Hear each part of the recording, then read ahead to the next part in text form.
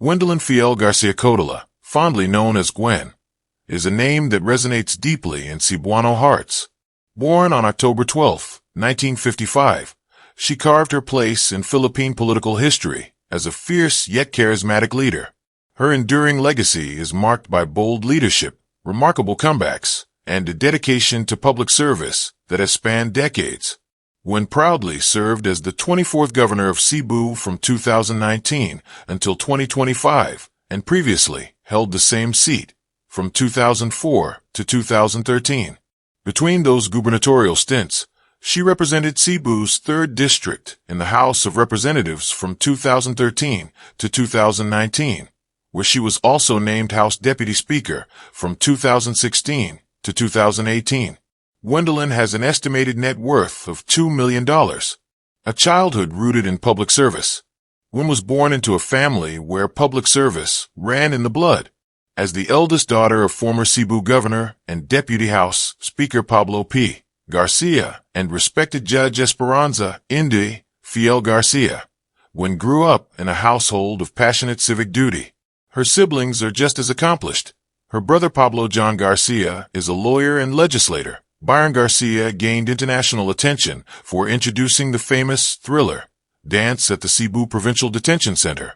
Winston Garcia once headed the Government Service Insurance System, GSIS, and Marlon Garcia served as mayor of Barili, Cebu until his passing in 2020.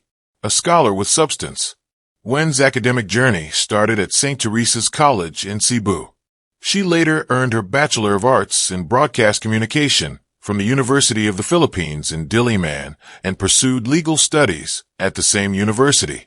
Her contributions to society were honored with not one, but 2 honorary degrees, a Doctor of Humanities from Cebu Normal University and a Doctor of Philosophy in Technology Management from Cebu State College of Science and Technology.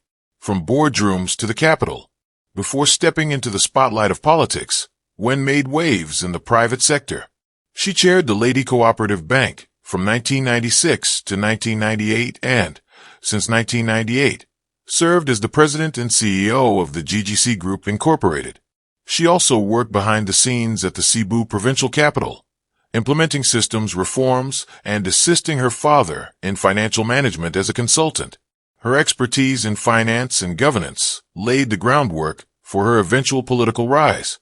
Gwen also played key roles in national development bodies, such as the Regional Development Council, Regional Peace and Order Council, and the Visayas Regional Development Committee.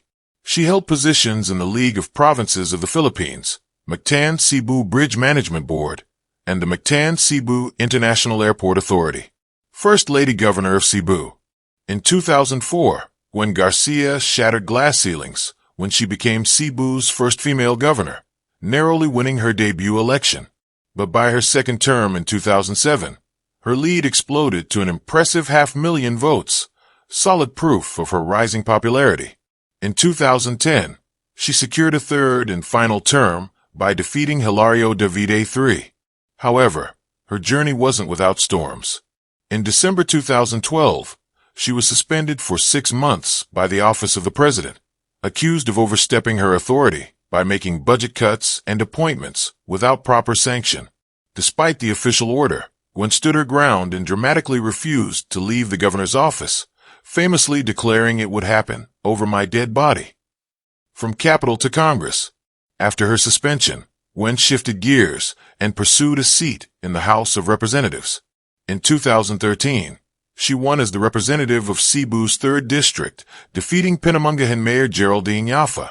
Her voice echoed strongly in Congress, where she served 2 terms and was named Deputy Speaker, extending her influence to the national stage. Graft charges and legal victories. Gwen's political journey wasn't immune to legal turbulence.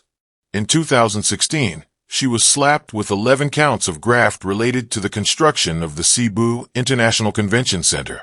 Additional charges stemmed from land deals in Barili and Balili, with critics pointing to irregularities in contracts and environmental violations. Despite the barrage of accusations, Gwen cleared her name in court.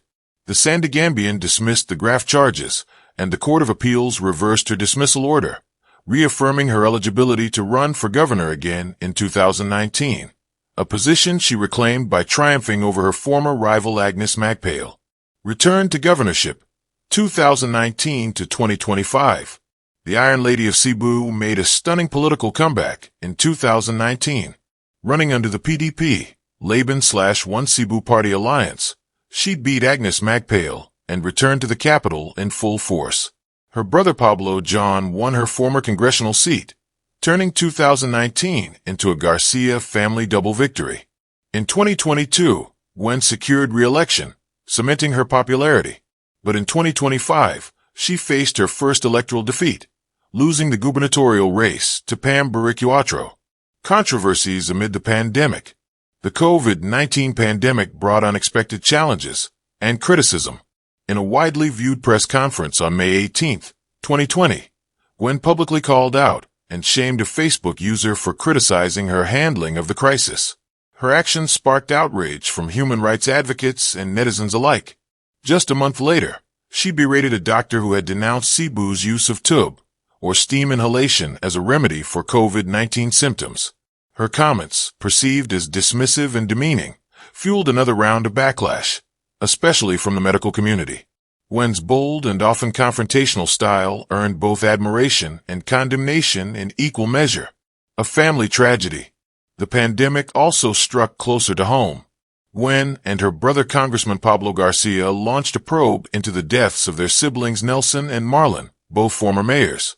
Though both initially recovered from COVID-19, complications eventually led to their deaths. Gwen publicly shared their causes of death, showing a blend of transparency and grief in the face of tragedy. Bank loan dispute. In 2024, Gwen's past financial dealings resurfaced when the Supreme Court ruled she must pay nearly $700,000 to the Hong Kong and Shanghai Banking Corporation over a decades-old loan. The ruling added a financial wrinkle to her otherwise illustrious career. 2025 suspension saga.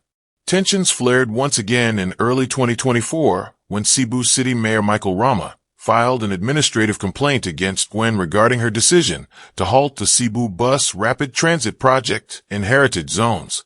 This led to a 6-month suspension imposed in April 2025 by the Ombudsman for issuing a construction permit without necessary environmental clearance.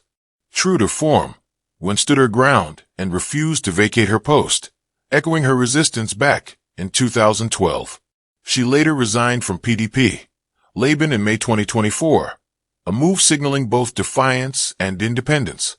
President Ferdinand Marcos Jr. called for due process, emphasizing fairness over political drama. A leader with lasting impact. Whether loved or criticized, Gwen Garcia's imprint on Cebu's political landscape is undeniable. Locally hailed as the Iron Lady of Southern Philippines, she is celebrated for upholding Cebu's territorial pride and restoring its spot as the wealthiest province in the country. Her fierce will, strong leadership, and unwavering loyalty to Cebuano identity have made her a household name. Personal life and legacy. Behind the political spotlight, Gwen was married to Codilla Jr., the son of Lady's former 4th District representative. She is a proud mother, and her legacy continues through her daughter, Cristina Frasco, who has served as the Department of Tourism Secretary since 2022. Gwen Garcia's political tale is one of resilience, grit, and unwavering devotion to public service. Through victories, controversies, and trials, she emerged as a symbol of strength and determination, a true queen of Cebu politics whose story will continue to inspire generations. Thank you for watching and kindly subscribe, like and share this video to family and friends.